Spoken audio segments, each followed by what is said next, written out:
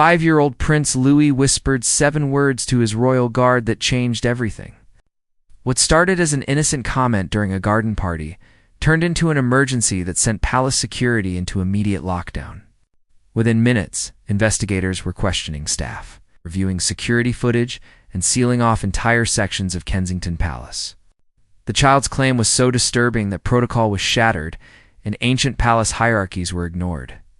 But was the little prince telling the truth, or had his imagination created a crisis that would expose the palace's deepest vulnerabilities? This is the true story of the day a royal guard had to choose between: following orders and protecting an innocent child. The afternoon sun cast dancing shadows across the manicured gardens of Kensington Palace as children's laughter echoed through the carefully trimmed hedges. It was supposed to be a perfect spring day, the kind of afternoon where royal life looked exactly like the fairy tales people imagined. Catherine, Princess of Wales, had organized a small garden party for Prince Louis and a handful of carefully selected children from families within the palace circle. The event was intimate, low-key, and designed to give the young prince some semblance of normal childhood, socialization away from the constant scrutiny of cameras and crowds. James Crawford stood at his assigned post near the rose garden, his eyes constantly scanning the perimeter while maintaining the relaxed demeanor expected at such informal royal gatherings. At 32, James had served in royal protection for 6 years, working his way up from general security to personal protection officer. He had guarded various members of the royal family during public engagements, but this was his first extended assignment with the Wales children. The responsibility weighed on him differently than protecting adults. Children were unpredictable, innocent, and vulnerable in ways that required constant vigilance without appearing overbearing. Prince Louis, just 5 years old, was particularly energetic that afternoon. His older siblings, Prince George and Princess Charlotte, had activities elsewhere, leaving Louis as the center of attention among the younger children present. He wore small tailored shorts and a crisp white shirt, his hair slightly mussed from running around the garden.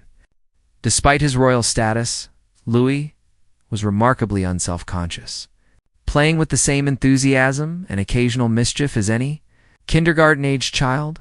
James watched as the prince chased butterflies, helped himself to too many cucumber sandwiches from the children's tea table, and engaged in an elaborate game of hide-and-seek among the garden statuary. Catherine kept a watchful but relaxed eye on the proceedings, chatting with other mothers while ensuring the afternoon remained both fun and appropriate. Several nannies circulated through the garden, and 2 other protection officers maintained discreet positions at different vantage points. Everything seemed perfectly normal until approximately 3:30. In the afternoon, when Prince Louis approached James directly, the little prince had been playing near the fountain when he suddenly broke away from the other children and walked straight toward the protection officer with unusual purposefulness. James smiled warmly, crouching down to the child's eye level as he had been trained to do when the royal children addressed him. "Hello, Your Highness. Are you having a good time at the party?" James asked in the friendly but respectful tone protection officers used with the children. Prince Louis nodded, but his expression was serious rather than playful. The child glanced back over his shoulder toward the other children and the adults before stepping closer to James.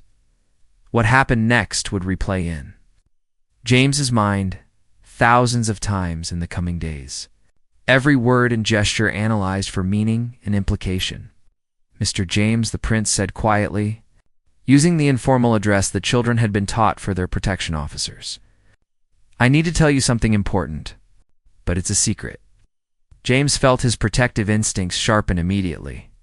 In his training, he had learned that when children said they needed to share secrets, it often indicated something concerning. But he also knew that 2 5-year-olds' secrets could range from seeing a particularly interesting bug to genuinely troubling situations. The key was to remain calm and attentive without overreacting. "You can tell me anything, Prince Louis," James said gently. "If something is wrong, or if something happened that worried you, I'm here to help." The little prince looked around again, exhibiting a level of caution that seemed unusual for such a young child. Then he leaned in close to James and whispered 7 words that would trigger an immediate security response and launch an investigation that would consume the palace for weeks. Man in the kitchen touched me wrong. Felt his blood turn to ice even as his training kicked in with automatic precision. His face remained calm and kind, showing no alarm that might frighten the child or signal to others that something was amiss. But internally, every protocol for responding to potential abuse allegations activated simultaneously. Prince Louis, James said quietly, keeping his voice steady and reassuring. That was very brave. Can you tell me when this happened? Was it today? The prince shook his head. Yesterday. When I went to get juice, Mummy was busy with Charlotte and I was thirsty. This man in the kitchen, have you seen him before? James asked, careful to keep his questions open and dead and non-leading, exactly as training demanded. He's new, Louis said. He's not nice like the other kitchen people. He said it was a secret game, but it didn't feel like a game. It felt bad. James's mind raced through implications and protocols. As a protection officer, he was a mandated reporter. Any allegation of child abuse, no matter how vague or uncertain, required immediate action. But this wasn't just any child. This was a member of the royal family, 5th in line to the throne. The protocols were simultaneously more complex and more urgent. You did exactly the right thing by telling me, James, assured the prince, placing a gentle hand on the small shoulder. I'm going to talk to your mummy about this right now. We're going to make sure you're safe and that nothing like that happens again. You're not in any trouble at all. You were very smart to tell a grown-up you trust. Prince Louis nodded, seeming relieved to have shared his burden. Can I go play now? Of course, James said. Why don't you go see if you can find the biggest butterfly in the garden? As the prince scampered back toward the other children, James stood slowly, his mind already processing the necessary steps. He caught the eye of his fellow protection officer across the garden and gave a specific hand signal they both understood. Potential threat to principal.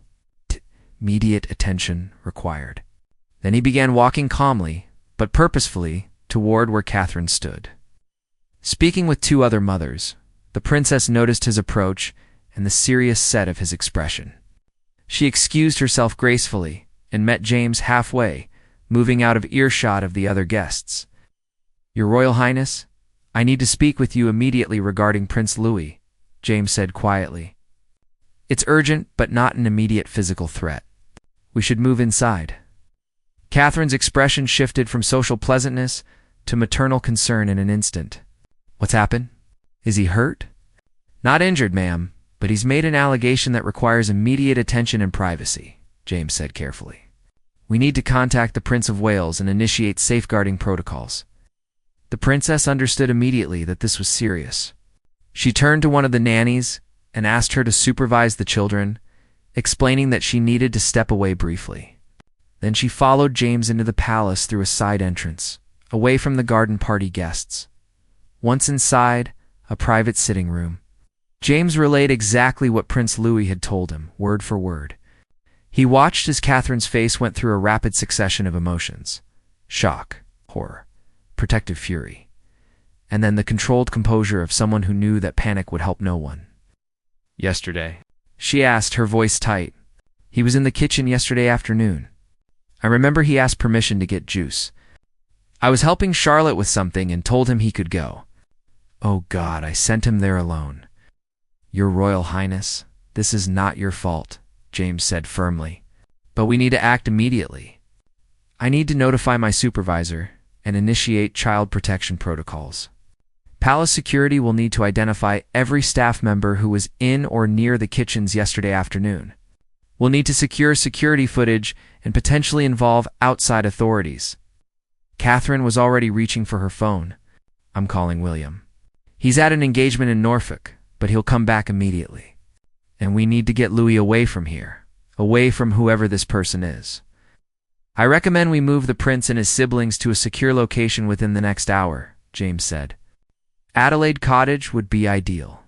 Fewer staff, more controlled access, and we need to do it quietly so we don't alert whoever we're looking for. The princess nodded, already dialing. As James heard her begin to explain the situation to Prince William in terse, controlled sentences, he stepped out of the room and contacted his supervisor through his secure radio. "This is Crawford, Peepo to Wales Children. I have a code violet situation. Repeat, code violet. Require immediate supervisor contact and safeguarding protocol activation." Code violet was the designation for potential harm to a royal child. Within seconds, his supervisor's voice came through, tense and alert. "Crawford, confirm code violet and provide details." As James explained the situation, he could hear the rapid-fire typing as his supervisor began implementing emergency protocols. Within minutes, additional protection officers would be dispatched. Security footage would be isolated and preserved. Staff rosters would be pulled, and most critically, every person who had been in the palace kitchens the previous afternoon would be identified and questioned. But even as these professional responses unfolded with practiced efficiency, James couldn't shake the image of that little prince's serious face, the way he had looked around to make sure no one else was listening, the matter-of-fact way he had described something that should never happen to any child, let alone one whose safety was supposedly guaranteed by layers of security and protocol. Had the security system failed? Had someone dangerous slipped through the elaborate vetting process? Or was there a more innocent explanation that a 5-year-old had misinterpreted? Either way, the investigation would be thorough, immediate, and potentially devastating for everyone involved. What James didn't know yet was that Prince Louis's claim would expose security lapses, force the resignation of senior palace officials, and ultimately revealed that the threat had been hiding in plain sight all along. Within 40 minutes of Prince Louis's disclosure, Kensington Palace had transformed from a cheerful garden party venue into the center of a tightly controlled security operation. The garden party concluded with practiced casualness. Guests thanked for coming and ushered out through the main gates while protection officers maintained relaxed smiles that contradicted the tension radiating through their radio communications. The Wales children were quietly moved to Adelaide Cottage under the pretense of an impromptu family dinner. Accompanied by a security detail that had doubled in size, James Crawford found himself in a windowless conference room in the palace's administrative wing, surrounded by his supervisor, 2 senior protection officers, the head of Royal Household Security, and a specialist from the Metropolitan Police's Child Protection Unit. The atmosphere was grimly professional. Everyone present understanding the gravity of what a 5-year-old prince had reported. Detective Sarah Chen from the Met Specialist Unit had arrived within 30 minutes of being contacted, her credentials specifically qualifying her to interview child witnesses in sensitive cases. She was in her mid-40s, with 20 years of experience in child protection and a reputation for handling high-profile cases with both discretion and thoroughness.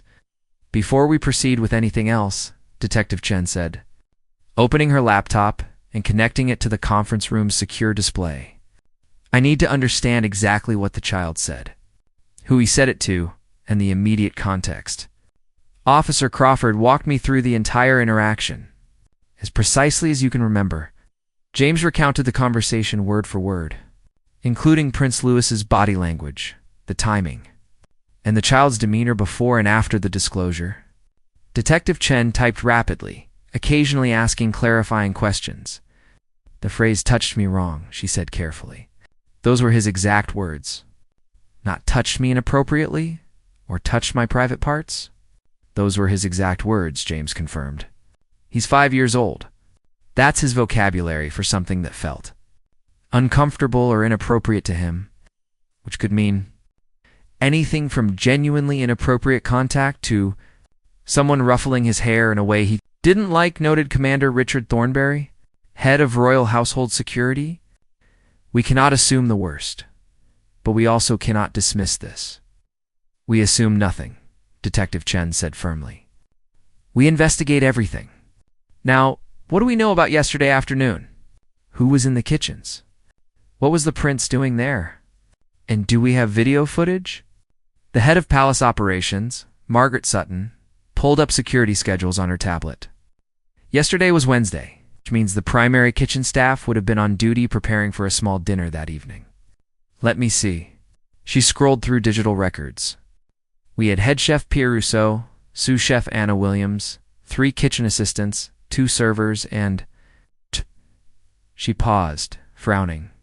There's a note here about a temporary worker.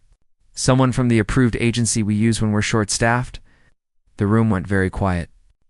Everyone present understood that temporary workers, despite vetting procedures, represented a higher security risk than permanent staff who had undergone years of background checks and observation. Name, Commander Thornberry said sharply. Daniel Fletcher, Margaret Reed. Age 26. Hired through Sterling Staff Solutions, the agency we've used for 3 years.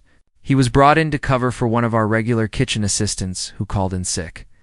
This was his 2nd day working in the palace kitchens. Want everything on Daniel Fletcher within the hour, Thornberry commanded. Full background, previous placements, any complaints or concerns from other assignments. His current location, and I want him brought in for questioning immediately. And I want to know how thoroughly Sterling Staff Solutions vets their people. Sir, one of the junior security officers spoke up hesitantly. If we bring him in for questioning directly, and it turns out there's an innocent explanation, we risk a lawsuit for false accusations and harassment. The media would... I don't care about the media right now, Thornberry cut him off. I care about whether a member of the royal family was assaulted in his own home. We bring Fletcher in for what we call a routine follow-up interview about his placement. We don't accuse, we don't alarm, but we get him here, and we get answers. Detective Chen nodded approvingly. In the meantime, I need to interview Prince Louis properly, but that requires parental consent in very specific conditions. The child cannot be pressured, cannot be asked leading questions, and the interview needs to be recorded for evidential purposes. Given his age and status, this is going to be extremely delicate. The Prince and Princess of Wales are prepared to cooperate fully, James said. Prince William is returning from Norfolk as we speak. The princess is with the children at Adelaide Cottage. Good, Chen said. I'll need to do the interview there, in familiar surroundings where the child feels safe. No more than 2 adults present besides me, preferably the mother. And I'll need it to happen tonight before the child's memory becomes contaminated by time or adult reactions. As the meeting continued, parsing through protocols and assigning responsibilities, James felt a growing sense of urgency that went beyond professional duty. He kept thinking about Prince Louis's face, the way the child had called him Mr. James with such trust, expecting the adult world to make things right. The little prince had done his part by reporting what happened. Now it was up to the adults to either validate that trust or fail him completely. 2 hours later, security footage from the palace kitchens had been retrieved and reviewed. The cameras covered the main preparation areas, but, crucially, not the smaller pantry and storage areas where staff often went to retrieve ingredients. The footage showed Prince Louis entering the kitchen area at approximately 2:15 the previous afternoon, a time stamp that matched when Catherine remembered giving him permission to get juice. On screen, the young prince walked into the frame with the unself-conscious confidence of a child in his own home. Several staff members were visible, moving about their duties. Then, at 2:17, a young man entered the frame whom Margaret Sutton identified as Daniel Fletcher. The temporary worker noticed Prince Louis, smiled, and appeared to speak to him. The child responded, and Fletcher gestured toward one of the areas not covered by cameras, presumably showing the prince where the juice was kept. Both of them left the camera's view for approximately 4 minutes. When Prince Louis reappeared at 2:21, he was holding a juice box and walking back toward the door. Fletcher reappeared seconds later, returning to his station with no apparent change in behavior. Nothing on the footage looked obviously suspicious. But those 4 minutes in the camera's blind spot contained whatever had happened to prompt the prince's disclosure. "We need to see the layout," Detective Chen said. "Where exactly did they go that wasn't captured on camera?" Margaret Sutton pulled up palace floor plans and overlaid them with camera coverage maps. "The pantry area here," she pointed, "and this smaller storage room where we keep drinks and snacks. Both are off the main kitchen, but easily accessible. We never thought to put cameras there because they're just storage areas, not food preparation spaces." "Classic security oversight," Thornberry muttered. "We secure the important areas and forget that predators often isolate victims in the forgotten spaces." By 7 o'clock that evening, Daniel Fletcher had been located and contacted by phone. He was told that palace security wanted to speak with him about his recent placement, routine questions to improve the temporary worker experience. He had agreed to come in the following morning, showing no apparent alarm or resistance. His casual cooperation could indicate either innocence or confidence that there was no evidence against him. Commander Thornberry, who had been silent until now, spoke for the first time. "Mr. Fletcher, we're going to need you to provide a detailed account of every second you spent alone with. We're also going to examine your complete employment history. Contact every family and organization where you've worked with children and review any previous complaints. If you've done nothing wrong, cooperation will help establish your innocence." Fletcher's lawyer, who had been called when the interview shifted from voluntary to accusatory, arrived at that moment. The interview was suspended to allow them to confer privately. In the observation room, James felt the frustration of watching the process slow down. Bound by legal requirements and procedural safeguards that protected suspects even as they potentially protected guilty parties. "His story is already changing," noted one of the senior protection officers.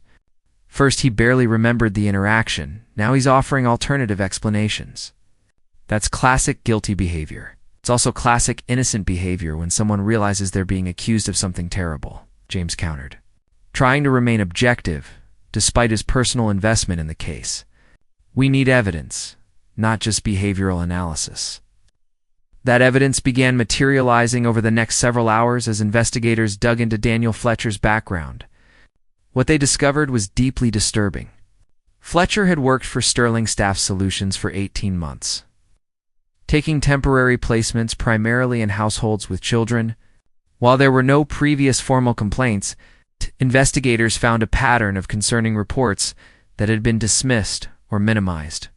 A family in Chelsea had mentioned feeling uncomfortable with how much time Fletcher spent talking to their 7-year-old daughter, describing his interest in the child as a bit odd. A boarding school where he'd worked in the cafeteria for 2 weeks noted that students seemed uncomfortable around him, though no specific incidents were reported. A nanny at another household, said Fletcher, had made her uneasy by asking detailed questions about the children's routines and when they were alone. None of these concerns had been serious enough individually to warrant firing or reporting, but viewed together, they painted a picture of someone who sought out opportunities to be near children and who made people subtly uncomfortable, without quite crossing obvious lines. Until Kensington Palace, the break in the case came from an unexpected source. One of the investigators contacted Sterling Staff Solutions to review Fletcher's file and discovered that his background check had been incomplete. The agency, under pressure to fill placements quickly, had verified his most recent references but hadn't conducted the comprehensive criminal record check required for positions involving vulnerable individuals. When that check was finally run properly, it revealed that Daniel Fletcher had a previous identity. 5 years earlier, living in Manchester under his birth name of Daniel Pritchard. He had been investigated for inappropriate contact with a child at a youth sports program where he volunteered. The case never went to trial because the child's family withdrew their complaint. Reportedly after being pressured by program administrators who feared publicity, Fletcher had moved to London shortly after, changed his name legally, and reinvented himself as a hospitality worker. "We've got him," Detective Chen said grimly as she reviewed the Manchester case files that had been sent over. "This is a pattern. He's a predator who carefully selects vulnerable access points to children, operates in situations with minimal supervision, and relies on the reluctance of authorities to believe children or pursue difficult cases." When the interview resumed with Fletcher and his lawyer, Detective Chen laid out the new information.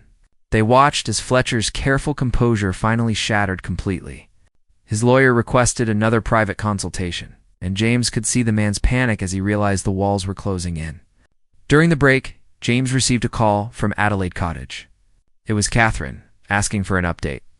He could hear the strain in her voice, the toll that pretending everything was normal for her children was taking. "We're building a strong case," James told her. "The investigators have found evidence that Fletcher has done this before, that there's a pattern of concerning behavior.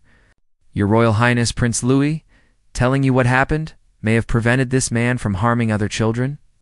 "That's what William keeps saying," Catherine replied quietly. "That Louis was brave and did the right thing. But James, he keeps asking if the man is going to come back to the palace. He's having nightmares. How do I explain to a 5-year-old that sometimes adults who seem nice are actually dangerous? How do I let him feel safe in his own home again?" James had no easy answer for that. The investigation would likely take weeks. A trial, if it came to that, could take months or years. And even then, the trauma of having been targeted, having your trust violated in what should have been the safest possible environment, didn't disappear with a guilty verdict. "The prince did something incredibly brave," James said finally. "He trusted his instincts, he told a trusted adult, and he helped us stop someone dangerous. That takes courage that most adults don't have. I know it doesn't make the nightmares go away, but perhaps knowing that his bravery protected other children might help him understand why speaking up mattered so much." After several hours of consultation with his lawyer, Daniel Fletcher made a decision. Rather than continue denying and face the mounting evidence against him, he accepted a plea agreement. He would admit to inappropriate contact with a minor and provide a full statement about the incident with Prince Louis in exchange for a reduced sentence recommendation. It wasn't a complete confession, and it wouldn't prevent a trial if prosecutors decided to pursue more serious charges. But it was enough to validate what the 5-year-old prince had reported. In his statement, Fletcher admitted to touching Prince Louis inappropriately, claiming it was a momentary lapse in judgment driven by poor boundaries rather than predatory intent. The distinction was legally meaningful for sentencing purposes, but morally irrelevant to those who understood that any adult who deliberately touches a child inappropriately is, by definition, a predator. What Fletcher's statement did accomplish was spare Prince Louis from having to testify in court. At 5 years old, being cross-examined by defense attorneys about what happened would have been its own form of trauma. The plea agreement, while frustrating for those who wanted maximum punishment, protected the child from further victimization by the legal system. As news of Fletcher's arrest and confession began to circulate through palace channels, questions arose about security failures. How had someone with a concerning background gotten through vetting procedures? Why were there no cameras in the storage areas where staff and children might be alone together? What other security gaps existed that hadn't yet been discovered? Commander Thornberry submitted his resignation within 48 hours of Fletcher's arrest, taking responsibility for the security failures, even though the actual breakdown had occurred at the staffing agency level. The head of palace operations also resigned, and Sterling Staff Solutions lost their contract with the royal household. A comprehensive security review was ordered, examining everything from camera coverage to staff vetting to protocols for children interacting with household employees. But beneath all the institutional responses and security improvements, one truth remained central. A 5-year-old prince had spoken up about something that felt wrong, and adults had listened. That simple act of trust and responsibility had stopped a predator and potentially protected countless other children from harm. James Crawford knew he would remember those 7 whispered words for the rest of his life, not because they had triggered a security crisis or media attention or institutional reforms, but because they represented the purest form of the duty he had sworn to uphold, protecting the vulnerable from those who would harm them, no matter how complicated or uncomfortable that protection became.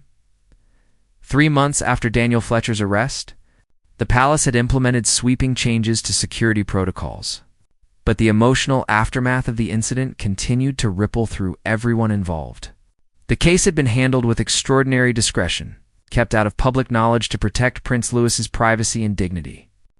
Only a carefully selected group of individuals knew the full story, bound by confidentiality agreements and a shared understanding that the child's well-being superseded all other considerations. James Crawford sat in a child psychologist's waiting room at a private clinic in central London, there at the specific request of the Prince and Princess of Wales. Dr. Elizabeth Morrison specialized in trauma counseling for children who had experienced abuse, and she had been working with Prince Louis weekly since the incident. Today, however, she wanted to speak with James. Officer Crawford, Dr. Morrison greeted him warmly as she opened her consultation room door. "Thank you for coming. Please, sit down." The office was deliberately calming. It's decorated in soft blues and greens with comfortable furniture and artwork that featured peaceful natural scenes. James settled into an armchair across from the psychologist's desk, curious about why his presence had been requested. "I wanted to speak with you about Prince Louis's recovery process," Dr. Morrison began. "Specifically about the role you played and continue to play in his healing.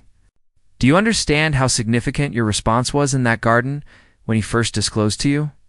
James shook his head slightly. "I followed protocol. I remained calm. I didn't overreact. I assured him he wasn't in trouble, and that telling me was the right thing to do. It's standard training for responding to child abuse disclosures." "Standard training, perhaps," Dr. Morrison acknowledged. "But the execution of that training in a high-pressure moment with a high-profile child made an enormous difference. Prince Louis has mentioned you in nearly every one of our sessions. You represent something very important to him, proof that telling the truth too. Trusted adults leads to protection and safety rather than dismissal or disbelief." Pulled out a folder containing what appeared to be children's drawings. "With his parents' permission, I'd like to show you something. These are pictures Prince Louis has drawn during our sessions as a way of processing what happened and how he felt about it." The first drawing showed a small figure that was clearly meant to be Louis standing in a garden with colorful flowers. Next to him was a much taller figure in what looked like a uniform. The taller figure had a speech bubble that said, "You are brave," in a child's uncertain handwriting.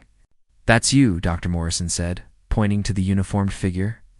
"In Louis's mind, you're the person who made him feel brave instead of scared. That's an incredibly powerful association for a child who experienced a violation of trust." James felt an unexpected tightness in his chest. He had done his job, followed his training, and activated the proper protocols. He hadn't thought about the emotional impact his response might have on the child beyond ensuring Louis felt safe in that moment. "The princess mentioned that Louis has been having nightmares," James said. "Is he improving?" "Significantly," Dr. Morrison confirmed. "The nightmares have decreased in frequency and intensity. He's sleeping better, playing more freely with his siblings, and most importantly, he's not displaying the kind of generalized distrust of adults that often develops after abuse. That's largely because the adults around him responded appropriately. His parents believed him immediately. He took his disclosure seriously, and the investigation moved quickly. He saw that the system worked to protect him. But there's something else I wanted to discuss," the psychologist continued. "Prince Louis has specifically asked if he can see you, not as a protection officer on duty, but as a person. He wants to thank you. His mother thought we should explore whether that interaction might be therapeutic or potentially re-traumatizing. What do you think?" James considered carefully. "Would it help him to have closure? To see that I'm still here and that his trust in me was warranted?" "I believe it would," Dr. Morrison said. "Children often need to complete narratives. Right now, in Louis's mind, the story is somewhat unfinished. He told you something terrible, and then suddenly, everything changed his routine. His security detail, even some of the staff members, disappeared. He understands that changes were made for his safety, but he hasn't had the chance to circle back to where the story began, which was with you in that garden." A meeting was arranged for the following weekend at Adelaide Cottage, deliberately informal and low pressure. James arrived in civilian clothes rather than his uniform, carrying a small gift that Dr. Morrison had helped him select it. Book about brave characters who speak up when something is wrong. Prince Louis answered the door with his mother, looking smaller somehow than James remembered from that afternoon in the garden. The child studied James for a moment, as if confirming that this was indeed Mr. James despite the different clothes, then broke into a genuine smile. "You came," Louis exclaimed. "Mummy said you might be too busy." "I'm never too busy for someone as brave as you," James said, crouching down to the child's eye level. "I wanted to see how you're doing and to tell you something important." They settled in the cottage's comfortable sitting room, Catherine present, but giving them space for their conversation. James handed Louis the book, which the prince accepted with enthusiasm, immediately flipping through the illustrated pages. "Prince Louis," James began seriously, "do you remember what happened in the garden? When you told me about the man in the kitchen?" Louis nodded, his expression becoming more somber. "I was scared you'd be mad at me." "Mad at you?" James repeated, surprised. "Why would I be mad?" "Because it was a secret," Louis explained with 5-year-old logic. "He said it was a secret game and I wasn't supposed to tell. But it felt bad, so I told anyway. I thought maybe I broke the rules." This was a crucial misunderstanding that needed correcting. James chose his words carefully, aware that how he framed this concept might impact how the prince viewed disclosure and honesty for the rest of his life. "Louis, there are good secrets and bad secrets," James explained. "Good secrets are things like surprise birthday parties or gifts you're planning for someone you love. Those are happy secrets that don't hurt anyone. Bad secrets are when someone asks you to hide something that makes you uncomfortable or scared. Those kinds of secrets should always be told to a grown-up you trust, like your parents or me or your teachers. You didn't break any rules by telling me. You did exactly what brave, smart people do when something feels wrong." "But the man got in trouble," Louis said quietly. "He got arrested like the bad people on television." "He did," James confirmed. "Not because you told on him, but because what he did was wrong. When adults break the rules and hurt children, they have to face consequences. That's how we keep kids safe. By you telling the truth, you helped protect other children from being hurt too. That makes you a hero, not a rule breaker." Louis considered this seriously. Are there other children he was mean to? James glanced at Catherine, who nodded permission for honesty within age-appropriate bounds. "We think so. The police are talking to other families where he worked. Because you were brave enough to speak up, those children might feel brave enough to speak up too. Your honesty helped more people than just yourself." The concept seemed to resonate with Louis. His expression shifted from troubled to thoughtfully proud. "Like when Prince George told on me for breaking his toy, and I had to say sorry and fix it? Telling the truth helped make things better." "Exactly like that," James agreed, grateful for the child's ability to find parallel examples in his own experience. Telling the truth sometimes feels scary or hard, but it's always the right thing to do, especially when someone is being hurt or when something feels wrong. They spent another 30 minutes together, with Louis showing James's room, his favorite toys, and enthusiastically demonstrating a new football trick he had learned. The conversation drifted away from the incident to normal childhood topics, upcoming birthdays, what he wanted to be when he grew up, complaints about having to eat vegetables. By the time James prepared to leave, Prince Louis seemed lighter somehow, as if a weight had been lifted. At the door, the prince surprised James with a sudden tight hug around his waist. "Thank you for listening to me, Mr. James," Louis said, his voice slightly muffled against James's shirt. "You're a good grown-up." As James drove away from Adelaide Cottage, he found himself thinking about what Dr. Morrison had said regarding the significance of appropriate adult responses to child disclosure. In his training, they had emphasized the technical aspects remain calm. Don't ask leading questions, report immediately, follow protocol. But what they hadn't fully conveyed was the profound trust a child places in an adult, in sharing something frightening or shameful. That trust deserved to be honored not just with correct procedure, but with genuine care for the child's emotional experience. The legal proceedings against Daniel Fletcher concluded 2 months later with a guilty plea to multiple charges, including sexual assault of a minor and breaching trust. He was sentenced to 6 years in prison, required to register as a sex offender, and barred from any work involving children upon release. The Manchester case was also reopened, providing some measure of justice to the earlier victim whose complaint had been dismissed. Sterling Staff's solutions faced legal consequences for their inadequate vetting procedures, resulting in substantial fines and a complete overhaul of their background check systems. Several other staffing agencies proactively improved their screening processes. Recognizing that the palace incident had exposed industry-wide vulnerabilities within the royal household, the incident prompted a cultural shift regarding how staff interacted with the children. New protocols established clearer boundaries, increased supervision, and comprehensive training on recognizing and preventing child abuse. Camera coverage was expanded to eliminate blind spots. And perhaps most importantly, the children themselves received age-appropriate education about body autonomy, safe touch versus unsafe touch, and the importance of telling trusted adults when something feels wrong. Catherine and William had been adamant that their children should be educated about these concepts without being frightened or made to feel that the world was full of predators.